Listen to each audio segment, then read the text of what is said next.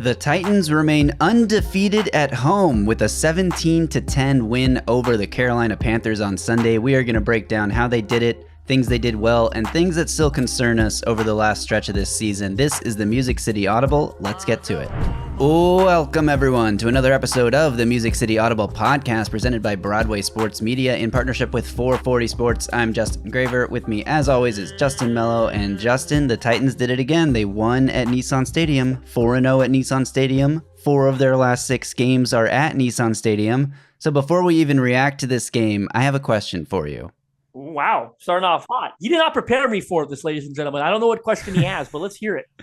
I told Melo before we started that I would surprise him with a question. Are the Titans still contending for a playoff spot? I'm going to go with no. No, I'm not there. I think you know my answer. Sorry. No, I'm not there. And it was fun to get a win. It was fun to see some certain guys play well. I think that's what we're going to focus on mostly. But overall, I think this was still...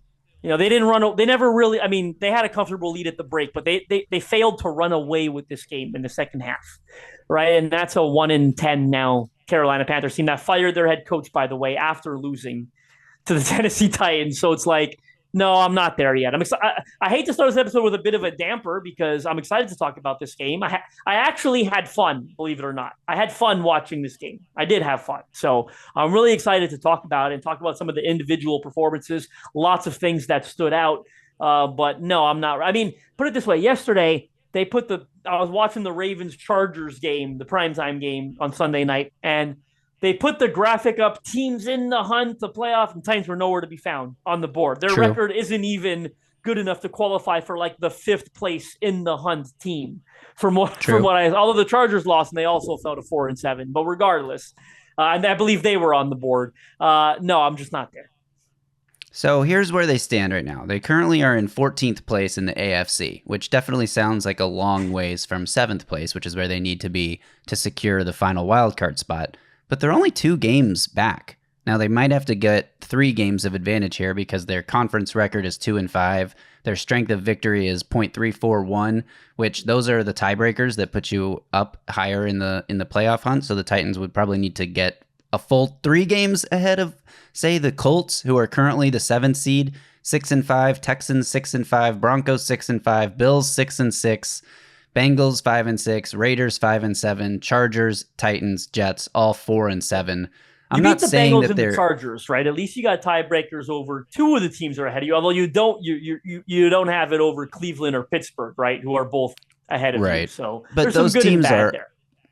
Those teams are well ahead of the Titans. Those teams are 3 games ahead of the Titans at 7-4. I'm looking more at like the Colts, Texans, Broncos level. Bills also are going to get better and compete. You got the Colts coming up. You haven't played the Texans yet. Like that's right. If you're Mike Vrabel, that's the message, right? Again, like you've got a job to do. You're trying to get your team into that's the message. Hey, everything we want is still in front of us, right? Like that's the message. The upcoming schedule is home versus the Colts. Then you're on the road against the Dolphins on Monday Night Football. That is by far the toughest game left on their schedule. Then they got the Texans at home, Seahawks at home, Texans on the road, and finish off the season against the Jaguars at home. Obviously, there are good teams on this list. The Texans have been playing well ahead of where the Titans are. So have the Seahawks, so have the Jags, and even so have the Colts. So every team on this list on the schedule for the rest of the season, the Titans will likely be underdogs. But the disparity with how they've been playing at Nissan Stadium versus how they've been playing on the road, 4 of their last 6 are at Nissan. I mean, you have a chance to get to 8 wins if you keep winning at home. Then you just got to steal 1 on the road against a division rival in Houston, which division games are usually closer than whatever the spread line might make you think it is. The Dolphins are by far the best team on this list. They're 8-3, but the Dolphins haven't beaten a team with a winning record. Now the Titans won't be a team with a winning record when they face off, no matter how they do the next couple weeks. But my point is the Dolphins are a little bit of a paper giant, a little bit of a false good team. They beat up on really bad teams, but they have not been that competitive against good teams. I don't think that this is where it's going. I just wanted to get the conversation started that this season, while we've kind of been pretending like the season's a wrap, let's look ahead to the draft. Let's look at the young players on this roster that the Titans can build around. It's not quite over. It's definitely not mathematically over. And even like you could see a world where the Titans continue to get better. Jalen Duncan, a better option at left tackle than Andre Dillard. I'm not saying it's going to happen. Will Levis could, continue to improve as the weeks go by. I just wanted to throw it out there and say, look, there is a chance that you go get Will Levis some playoff experience. And the other side of this for me from a fandom standpoint is Titans fell to 10th overall pick in the draft as of Monday before the Bears and Vikings play on Monday night. They were 6th heading into this past weekend, fall to 10th.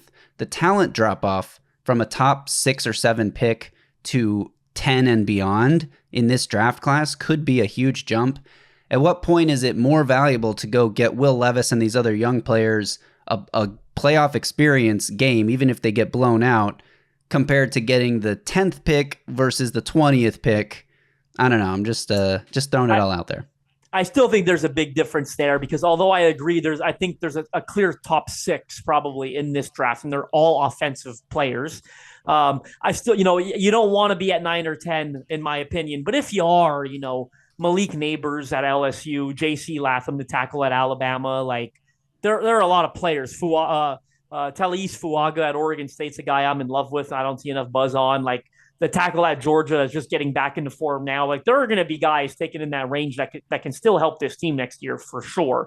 Even if you miss out, unfortunately, on a Olu Fashanu or a Joe Alt or things of that nature. But I get what you're saying. I do want to make one counterpoint. We're talking about the Tennessee Titans here. Like you're talking about the Dolphins. Oh, paper giant. I'd cut off both left toes for the Dolphins offense. I don't know about you. No doubt. No doubt about it. Like, come on, what are we doing here? I mean, 30-some points a game, like friggin' every week they're scoring 30, it feels like 35. Titans haven't done it since I was 12, a prepubescent teenager for crying out loud. You're talking about you're trying to friggin' big up the Titans while lower the Dolphins. I mean, Raheem Mostert, Tyreek Hill, Devon Achane, Jalen. Come on. No, I hear you, and I totally agree. Just wanted to throw that conversation out there. We'll revisit next week if the Titans beat the Colts at home. Then we can really could get interesting. Could get a little interesting if that happens. So let's get into this game here. Titans beat the Panthers, as I said, 17-10. And just from a broad standpoint, looking at this game, the Titans score 17 points in the first half. That's more points than they've scored in any game away from Nissan Stadium this season. The highest away from Nissan has been 16 points. So 17 points in the first half. Fans are sitting back like, hey, is this it? Is this the game? The Titans get to 30. Then they come out in the second half and fail to score a single point. They fail to string together a drive of any drive longer than 5 plays in the second half, or 7 play. They had one drive of 7 plays in the second half that ended in a punt. So the offense in the second half, this looked a lot like many of the games from early last season where the Titans would jump out to like a 24-7 lead in the first half and then not score again for the whole game. This week, it was only a 17-point score in the first half. Don't manage to score again the rest of the game, but the defense does their job, holds the Panthers to 10 points. Just one touchdown to open the second half was their only scoring drive of the second half, their only touchdown drive of the game. But I do think as we look at and talk about the future of this team, there are a lot of reasons to be concerned, and I think there are many more reasons to be concerned about this team than there are to be excited about this win. Like, I don't take anything from this Titans win and think, despite everything I just said about the playoffs. You're bringing up freaking playoffs. Despite that, from coming out of this game, I don't have any more confidence or faith in the Titans' ability to go beat a good team than I did going into the game. And the offense as a whole, I mentioned one drive of 7 plays in the second half. They had one drive of 15 plays in the first half. Was it the opening drive? No, the second. No, yeah, the second. The second drive. Sorry. Those were the only 2 drives in the game that went more than 5 plays of offense. Now they did have a 2-play touchdown drive where they, the strip sack by Arden Key, recovered by Jeffrey Simmons, puts them in scoring range, and they scored. And the field goal drive before the half, it was a good drive before the half, right? It was just obviously cut short for the field goal because of timing. That's correct. But still, you'd like to see them be able to string together longer drives, and I just. Looking at what Will Levis did, I think that's a good place to start after the broad overview here, is Will Levis in the first half was pretty much lights out. In the second half, not so much more inconsistent, missed a few throws, missed a few open receivers. What do you take from Will Levis's performance in this game? Well, I thought overall it was good. And by the way, I found it hilarious that you tweeted that at halftime, how they had scored more points than they in the first half than they had away from home all year. Then they don't score another point in the second half. I thought it was so funny the way that worked out. But the drive that sticks out to me when talking about Will Levis, of course, is the 15-play, 80-yard scoring drive. I mean, of course, they've had more exciting drives this year, right, with the long touchdown throws he had in the Atlanta game. I thought this was probably the best drive they've had this year, period, right? And maybe I'm misremembering or short-term memory loss, but 15 plays, 80 yards. I mean, that's dominant. That's a Mike Vrabel coach team. That's what he wants, right? Will Levis on that drive, 7 of 7 for 90 passing yards. Like, he was outstanding on this drive. My favorite throw, I think was the most underrated one, was that honey hole shot to Josh Wiley. I think it was the second last play of the drive. I think Derrick Henry ran for a touchdown on the following play, I think. But that shot to Wiley, I mean, incredible tight window, accurate, decisive, a bullet, velocity. But there were a lot of throws. I mean, the one to Chig, the biggest one, the 25-yard gain down the sideline. I mean, he looked like he was sacked, right? He's being dragged down essentially to the ground, and he gets off a 25-yard floater down the sideline. I mean, that was an exceptional play. Individual effort, really, from Will Levis on that play. There were other ones. A couple of those outs, Chris Moore, Nick Westbrook-Akine, they went for 8 to 12 yards where it was just accurate, decisive, on time, velocity, throwing the football with confidence right up to the spot. Your guy's going to be where he's going to be when he's supposed to be there. Like, I thought that was an outstanding drive for him. I think there's one or two things I'm forgetting. Oh, the fact that they took a sack, which made it a 3rd and 7. Dylan Radins was at fault for that sack. And then Dylan Radins takes a false start penalty, 3rd and 12. I mean, that's a drive killer for this offense typically, right? I mean, for a lot of offenses, but especially this one. And then he hits DeAndre Hopkins for 11 yards. And I think Mike Vrabel might have listened to this podcast last week. You went on your rant about the 4th down aggressiveness. Well, that 11-yard gain gets him into a 4th and 1 manageable. They roll the dice as they should. Bring in Jeffrey Simmons as a fullback. Although, correct me if I'm wrong, they didn't really use him on that play, right? They motioned him out to the other side, and then they tossed it to Henry. I love that, though, because you get them thinking that's, misdirection. That's where the ball's going, because that's where Jeffrey Simmons is going. It was in the game. So that was a good play design by Tim Kelly and a good play call. Pick up the 1st down. The drive continues. I mean, 15 plays, 80 yards. That was exceptional. I certainly thought on that drive and the drive right before half where he gets what he needs to get his 18-yard big gain to Nick Westbrook-Akine, hit Chig right before that, gets him into field goal range. Certainly, I thought those two drives were beyond impressive and certainly continues to look like a franchise quarterback. Yeah, absolutely agree with that. That drive is the standout drive of the game. The one right before halftime as well, 5 plays leading to a field goal in just 28 seconds with the dart to Nick Westbrook-Akine over the middle when the Panthers were allowing them to basically say, we'll let you complete a pass over the middle of the field because we don't believe you can get up and spike it in time to kick a field goal. Well, the Titans were ultra prepared, a sign of good coaching, which, we haven't seen too many signs of good coaching. We know Mike Vrabel is a good coach, right? But there's a sign of good coaching. Your team is well prepared to execute that end of half play. But in the second half, things got pretty tough for the Titans. They had a lot of 3-and-out or 4-and-out type of plays. They had 2 in the second half alone. They had 2 false start penalties on 3rd down, which really made things difficult. They had one drive that looked like it was going to continue when Will Levis tried to hit Tajay Spears on a little wheel route on the sideline, and Tajay Spears gets lit up by the defensive back. You got a flag coming out, what looks to be a unnecessary roughness penalty on a defenseless receiver. Eventually, the flag gets picked up. They also tried to flag DeAndre Hopkins for an illegal pick play, offensive pass interference. That was a totally legal play, so they picked that flag up as well. And the end result was the Titans punting another 3-and-out. I from my memory watching the game, it felt like the Titans coaching staff went very conservative and basically put Levis in tough spots where it was up to him to convert a 3rd and long after a couple failed plays. That is kind of what happened, but there were more 1st and 2nd down pass attempts in the second half, looking back through the play-by-play log of the game, than my memory tells me there were. So it felt like it was more of like a run pass, and Will Levis is forced to pass on a 3rd and long situation. That wasn't really the case. There was a couple first down passes, a couple second down passes, and Levis was just missing these throws or missing the receivers. There was one play where he got flushed out of the pocket and tried to hit Kyle Phillips down the field. Phillips was open, and he just threw it wide of his target. On that play, DeAndre Hopkins, that was a 3rd down. That one bothered me. And on that play, DeAndre Hopkins had beat his man with no safety help over the top and was running free to the end zone. So I wonder how much of this talk, there's been a lot of talk from Will Levis, from the coaching staff, about him being a little too aggressive, throwing deep and trying to hit that deep shot too often when he has underneath options available to him.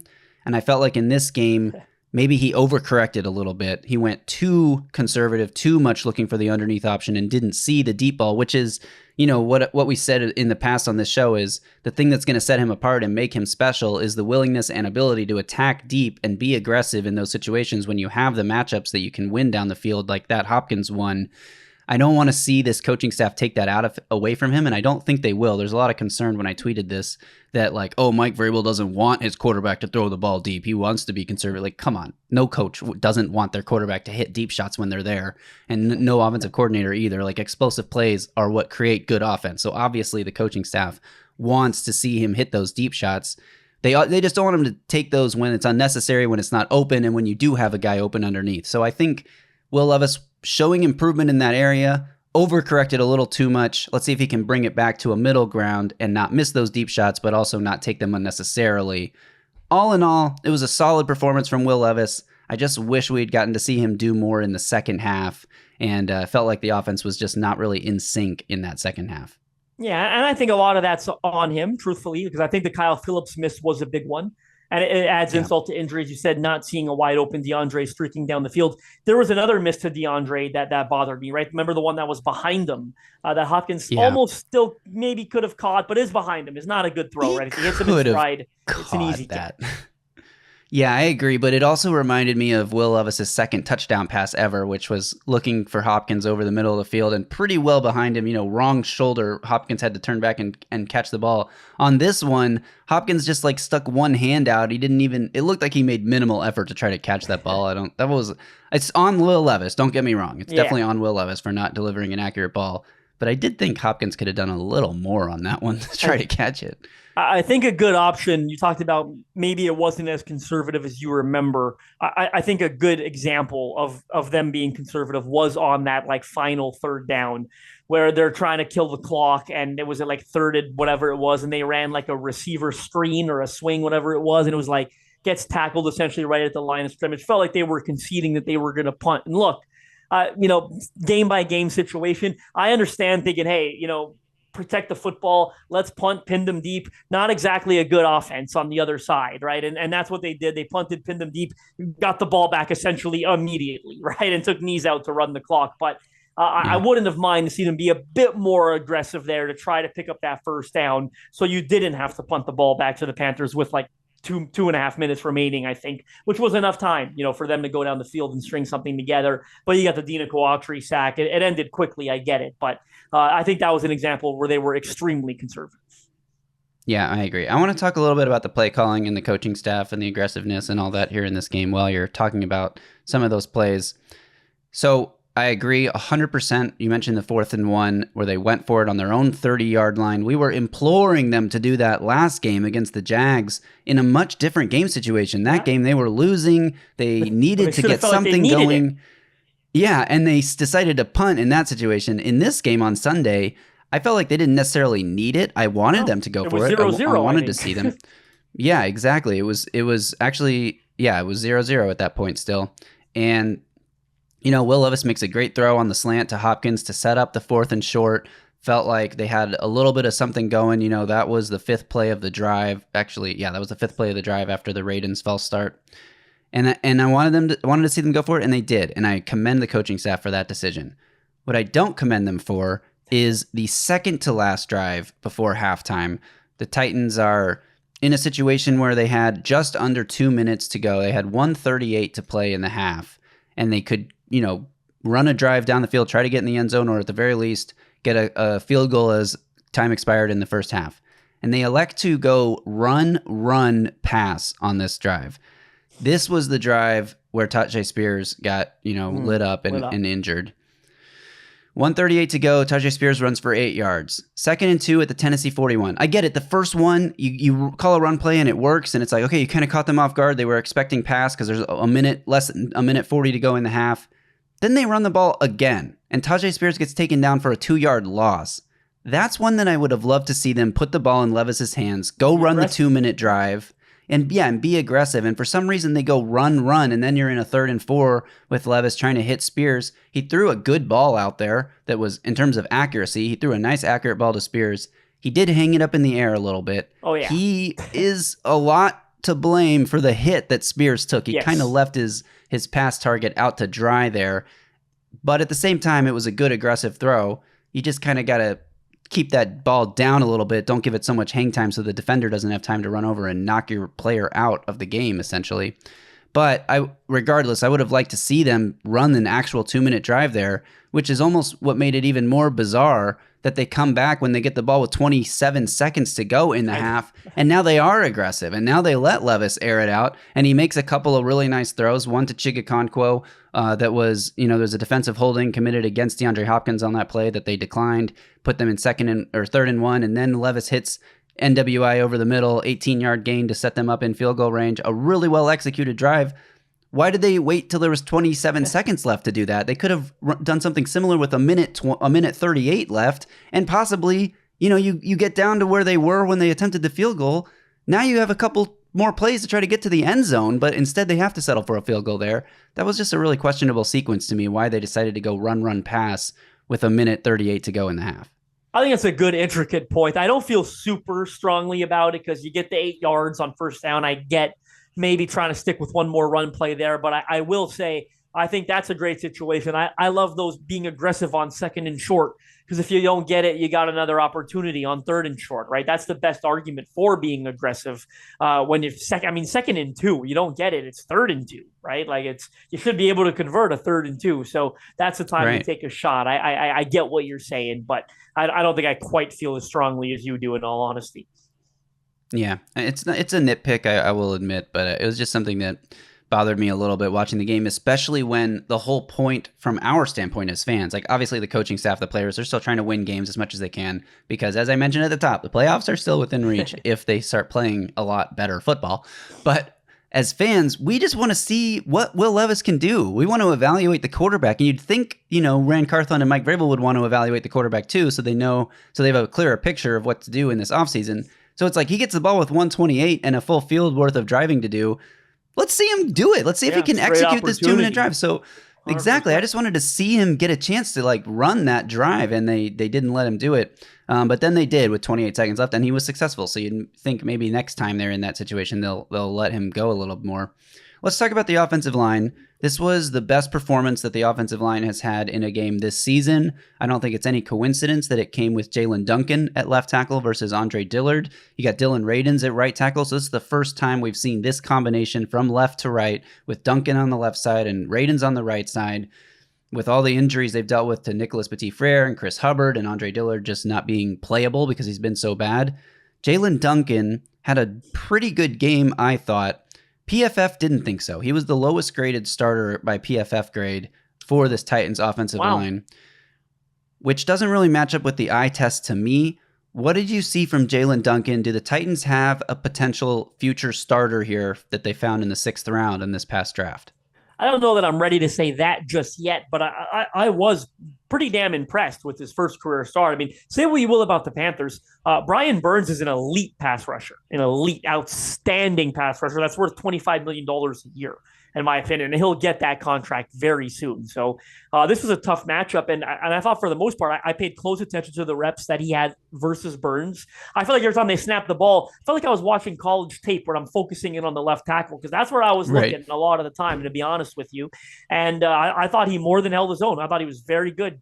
All things considered, I thought he was outstanding, considering you're a 6th-round rookie starting your first career game against a really good pass rusher. When you put it in that context, I thought he was outstanding.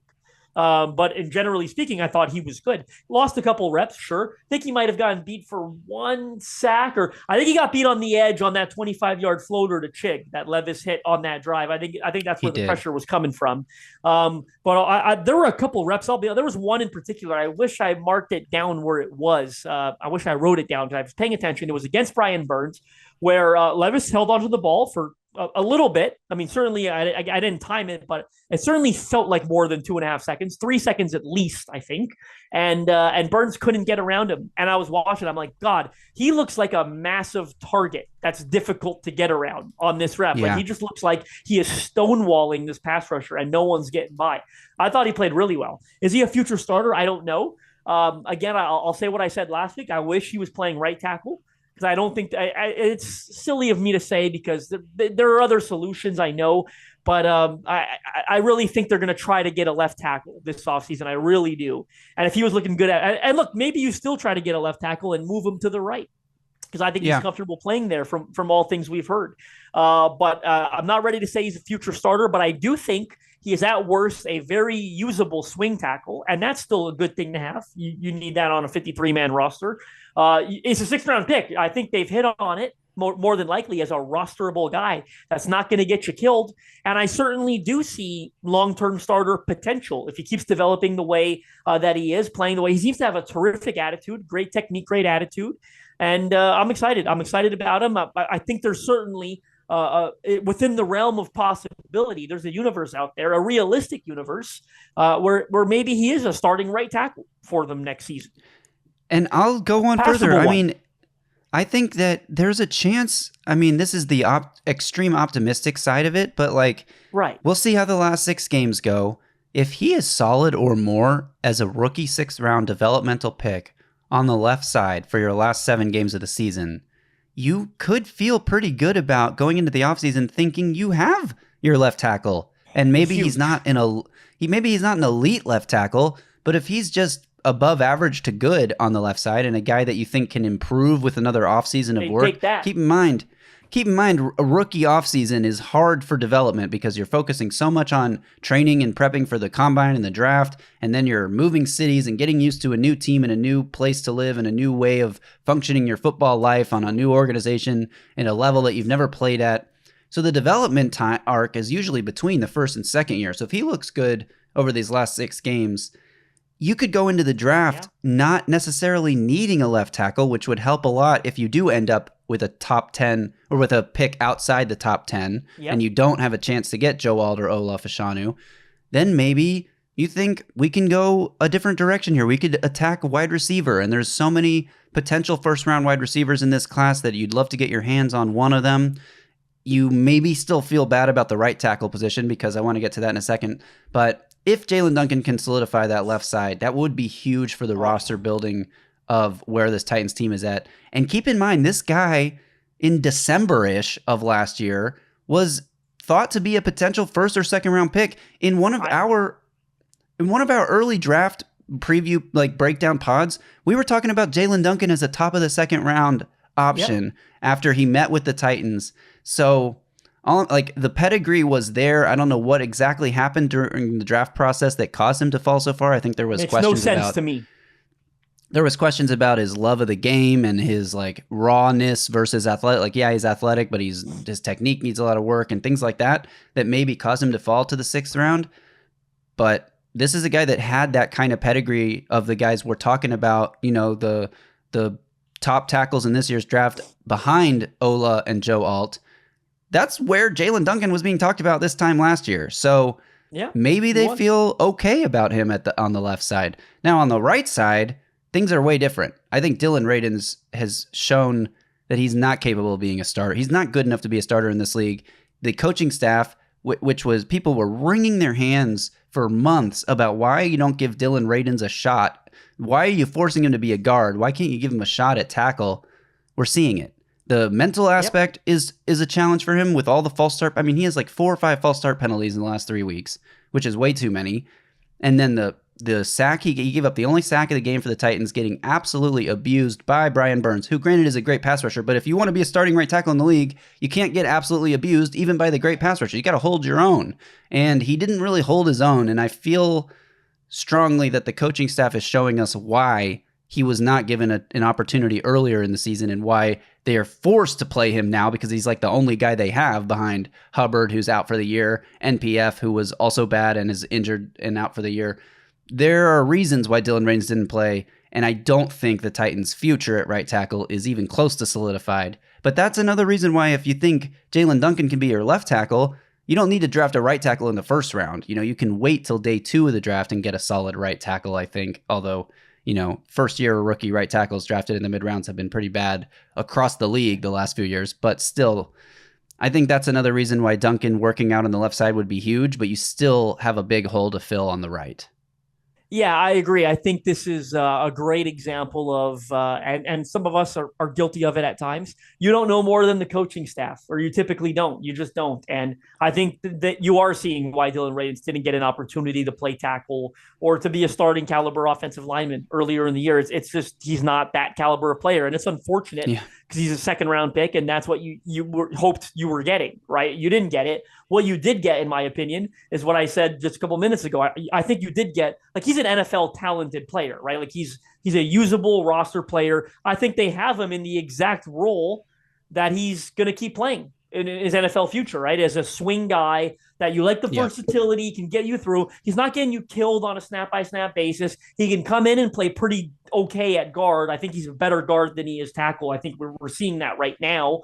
I don't think he's a great guard. I think he's an okay guard, and I think he's just a slightly below average tackle. But you and I both know how bad offensive line play can get in this league, where if he's your backup, maybe you take just slightly below average tackle, right? Like kind of thing, right? Like you kind of just, that's your seventh guy. That's everyone's seventh guy, right? But it's still an NFL talented guy. It's not Dennis Daly or Andre Dillard. It's better than that, in my opinion, right? So, but I agree. You're seeing it that the staff knew exactly what they were doing. I don't think this is a starting caliber NFL tackle. I think he's a very usable 6th or 7th offensive lineman that, again, can play 4 positions. That's great to have that versatility. It's not what you were trying to get in the second round when you took him. Unfortunately, it's what you ended up with, and now you got to make the best of it. But certainly, I agree. This is not a starting caliber player for them, going into next season. He'll still be under contract next year. I imagine he's on the 53-man roster next year. Again, he should be most likely, but no, he's not a solution. Yeah, he won't be the starter, and he's exactly what I mean when I said a second ago that it can be tough to find that right tackle even on day 2 that can be a quality player, because the Titans thought they were getting that when they drafted him, and he hasn't been anything close to it. So I think that does it for the offense. One last note on the offense.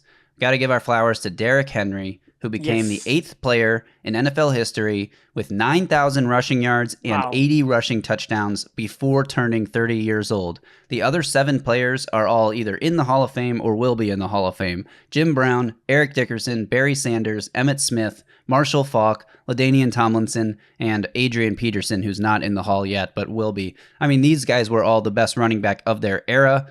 They all achieved this statistical feat. Derrick Henry, best running back of his era, maybe not right now in his age 30 season, but for a time he was the best running back in the league for multiple seasons. He reaches this list. I think Derrick Henry's Hall of Fame case grows even stronger, and if the Titans decide they want to bring him back to be an offensive leader, a guy who can, be that captain of the offense and maybe have a more diminished role next season, I think there is a world where the Titans bring Henry back on like a 2-year deal, because he just gives, he is more valuable to the Titans, his knowledge of the culture and the coaching staff and the vocal leader that he is.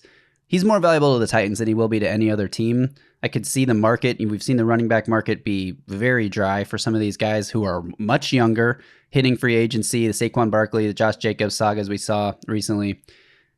I think there's a pretty decent chance Henry's back with Tennessee next year. I think there is too. I'm not writing it off. Tip of the cap to him. His flowers, like you said, he deserves it. He's one of the best players in franchise history. I love to see this for him. I've never agreed with the notion that it's like they've got to move on from Derrick Henry to usher in this pass happy offense and a mentality thing. I don't agree with that, right? Like, I think there's no reason why they can't have Derrick Henry and still build an offense around Will Levis. It's not going to be for cap related purposes. You're going to have $100 million in cap space. Whatever deal you sign Derrick Henry to, if you do re-sign him, is not going to eat a large chunk of that. It's just not. Like you said, what's he going to get? 2-year, $20 million? 10 a year max, maybe less, honestly. Maybe it's 2 years, 15 million. Maybe it's 2 years, 14 million. Like, he's going to have to come to terms with it. It's a lot less money than he's made on the current contract. But hey, you're getting older. That's where the market is. If it's 2 years, 14 million, what's the cap hit going to be next year? 3 million? 2.5 million for you'll still have a ton of money to go out and get a couple offensive linemen. You can go get T. Higgins and re-sign Derrick Henry still. Like they're gonna have a lot of money to do all that, even if they keep him. And you can still build around Levis and have a pass happy offense and take some of the pressure off him with a good running back. He's still a good running back. He's still one of the best in the NFL, in my opinion. So I agree with you. I don't think I'm not quite there yet, like some people are, that it's a foregone conclusion that he's not going to be back next year. And I think you're with me on this. So that's good to hear because, I think you could totally re-sign him and you'll have a ton of money left to do a lot of other stuff you want to do. Right. Okay, last thing I want to talk about here is I mentioned that I came away from this game with more concerns than hope for the rest of this season. And one reason for that is the defense. And it's not like the defense played terribly. They only allowed 10 points to an offense that has been bad but has been averaging more than 10 points a game. They only allowed one touchdown drive.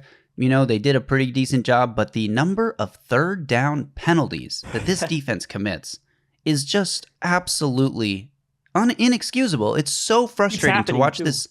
Yes, it happens week after week. You watch this defense get a stop on third down, and the ball's coming back to the Titans, and then you see the little flag graphic come up on the bottom of the screen. You're like, oh, what is it this time? And almost every time, it's Christian Fulton committing a holding penalty or something stupid like that, and unnecessarily because the defense got the stop and the flag is like away from the ball, and this just keeps happening to this defense, and you wonder where this lack of discipline is coming from because it's not typical for a Mike Vrabel-led team to have such a lack of discipline. The defense played well. They pressured a bad offensive line. They got after Bryce Young with 4 sacks on the day. But overall, I just feel like a better offense. I mean, there were a number of plays to be made for this Panthers offense that they didn't make, like Jonathan Mingo at the sideline jumping out of bounds and spinning his body back around to try to catch the ball, where in no world would he have ever got his feet down in bounds if he had made the catch when he was pretty much wide open on the sideline. I felt like there were plays to be made that this Panthers offense just isn't capable of making because the talent is just not there on this Panthers team. And that's one of the big reasons they're 1-10. So against a better offense, you play like this against the Dolphins, they're putting up 40 on you. And I just don't know. I have no confidence that this defense can play well against a good opponent, especially coming off the loss to Jacksonville, where that is not even a great offense, but they looked like a great offense against the Titans. You play a bad offense, you make them look bad, but I don't know. I just don't think this defense is good enough. I talked about the potential playoff run. This defense is not good enough to get them there. Well, I'm fully with you. I don't take a ton of positives from this performance either. And by the way, we'll get into it later this week, but I think, you got carved up by Gardner Minshew when you lost a couple of months ago now to the Colts when Anthony Richardson left hurt. So you get another chance to go up against Gardner Minshew. You let him carve you up. It's bad. But I'll tell you why I agree with you. That Panthers O-line is even worse than the Titans O-line, in all honesty. I think it's the worst O-line in the NFL. I mean, like little things. When I saw, oh my God, they're starting Chandler Zavala, who it resonated with me because I did a lot of homework on him pre-draft. I really liked him as a day 3 developmental guard. Like he put up these crazy numbers at his pro day. I interviewed him because I remember I saw the pro day numbers. They were like eye-popping. I don't think he was at the combine, if I remember correctly. So, he came across my radar as a late bloomer. Oh, wow, a pro day darling. I wanted to get him on my interview series, and I did. And I'm like, what an intriguing day 3 developmental interior lineman. And now they're starting him at guard, and he's not prepared. He's not ready to play. He's going up against Jeffrey Simmons, for crying out loud. I mean, it was just awful, right? Like, and then he got hurt. They replaced him with, I think that did I hear correctly? It was like a 6th-year interior lineman that had never played a regular season snap. I think I heard them say, I'm like, oh my God. I mean, this guy, good kudos to him. He's hung around the league, but I don't even know how you've hung around that long. You've never played a snap. I mean, obviously practice squad to practice squad, I guess, but Ike Ekwonu, to be honest, has not taken the step forward. In fact, he's regressed. Maybe some of that has to do with the disasters around him. But and then it's all bad. It's all bad. I mean, Austin Corbett's on IR, Brady Christensen's on IR. Like, it's a terrible. This D line's been very disappointing lately. Yes, but I mean, Jeffrey Simmons is beating amateurs yesterday, to be blunt. Arden Key, I'm not putting a ton of stock into it yet because he's been so cold for so long. Okay, he beat up on a tackle that's really. I don't even say he beat him up. He had it was a huge strip sack. against a struggling tackle, right? So I'm with you. I'm not there yet. The secondary is not good, right? Too much Kayvon Wallace, too much Terrell Edmonds, and I know he didn't play yesterday, but we've had too much of him. Too much Elijah Molden, too much Trey Avery when they want to get him in there, too much Christian Fulton. Like, no, the secondary is not good. The D-line hasn't been consistent enough. I'm not putting enough stock, giving them a ton of credit for beating up on the worst O-line in the league. I'm with you. I'm still pretty down on this defense right now. And the third down conversions, I mean, third and long, you expect your defense to be able to get off the field. And it felt like, yeah, they did a few times, but it felt like there were just way too many 3rd and 10, 3rd and 12 conversions that they gave up. Panthers were 6 of 16 on third down. Even allowing them to get to 16 third downs just shows that your defense isn't getting off the field enough. Titans, on the other hand, 2 for 11 on third down, which is, maybe if the Panthers were 2 for 10 or something, then you feel a lot better. But even giving up 16 attempts on third down, giving up those 6 conversions, like Panthers only managed 258 total yards, only managed 3.9 yards per play. They had 1 turnover on the day, and they were held to 10 points. So at the end of the day, it's hard to complain too much about this defensive performance, but trying to extrapolate and looking at how this would be against a competent offense just gives you a lot of concern going forward. So that's where I'm at. I don't think that there's anything left to be done about this team. You just see if they can play better against the Colts and if they can get up for the competition for the rest of the year. Like I said, the playoffs are not out of reach, but they pretty much got to win 5 of the last 6 to even be in the conversation. And that is going to be a tall task. That would put them at 9-8 on the year if they did that, which is a huge turnaround from 3-7. But I don't know if they're going to get there. So we'll see how things shake out. Anything else you want to talk about from this game? We didn't mention Peter Skoronski. Maybe we should briefly say he's been really good the last 2 games, and he was really good again on Sunday. I think, again, when you add context, to that conversation, I think Peter Skoronski's been outstanding this year. I mean, I brought this up last week. I'm going to say it again. I'll try to get through it quickly.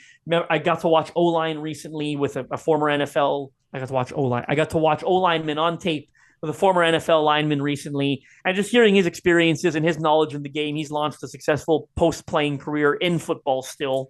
And, we talked about what that's like for linemen in college today, college offense, going to the NFL, yada, yada, and how difficult it is. It's just such a difficult position. I just talked about the Panthers playing rookies who are completely unprepared for the competition at this level. And what Peter Skoronski has done, I think, deserves a round of applause. Pat on the back for him. He's been really steady, solid, and good. And you add in the appendix situation where he lost a ton of weight, had to regain it, strength, all that. For that to happen in the middle of the season, early on, in fact, for you to have to take a couple of weeks off, come back, like the adversity's been there for him. I think when you add that to it, that's what I mean by context. I think he's having an outstanding rookie year. I think he's a 10-year starter at left guard, which is exactly what we thought we were getting. Exactly. So you spend the 11th overall pick on a guard. Sometimes you question the value of that. But when you get a guy that's going to be, maybe your best offensive lineman for a long time, you feel good about the pick. And you worry less about how the resources are spent to get good players and just get good players. And that's the bottom line. Especially on the O-line where you're so bad. And you've been bad last year and the year before, especially up there. Question the value all you want. I don't care. At least they've got 1 of 5 solutions probably on that line. It's a lot better than 0. Yeah, exactly. All right. Well, that will do it for this episode. Thanks to everyone for listening. Thank you if you are watching on YouTube at the Music City Audible Podcast. We really appreciate the support there. Make sure you are subscribed to the channel. Hit the subscribe button below and give us a thumbs up, hit that little bell so you get an alert every time we drop a new video. Speaking of new videos, Justin, I want to tell you what I'm planning for the channel this week. Ooh. Let's get a Will Levis breakdown up there. It's been a couple weeks since I did one of those. Let's go. That's a good one to do, too. Some of those, you better have that honey hole shot to Josh Wiley mentioned earlier, because that throw was outstanding. And I'm probably gonna look at, maybe I'll just look at the 15-play drive and then throw in a few of the misses from the second half, just to get a comparison for where he's doing well and where he still needs to improve. And then I think the people are asking, Jalen Duncan film review. Can we get a Jalen Duncan film review up there? So I think maybe I'll do a little Jalen Duncan thing too. I got a little bit more time this week than I've had the past month or so to try to get a breakdown up there. So we'll shoot for 2. I'll do Levis first, see what my time looks like for Duncan as well. But those are the 2 I'm shooting for. If there's something else out there, viewers on YouTube, that you would prefer me to do, drop it in the comments below, and I will see if I can get to it as well. We're also going to start getting into draft coverage soon. If the Titans lose next week, I'm ruling out the playoffs entirely, which you have done 3 weeks ago, but I've still been clinging to a tiny shred of hope. We'll start talking about where are the draft prospects, the Titans, that are best fits for the Titans. So anyway, that'll do it for this one. Follow Justin on Twitter at JustinM_NFL. You can follow me at Titans Film Room. We'll be back later this week to preview the Titans-Colts matchup that is at home next week. And like I said, those 2 breakdown videos will hopefully be up this week as well. All right, until then, y'all stay safe out there and tighten up.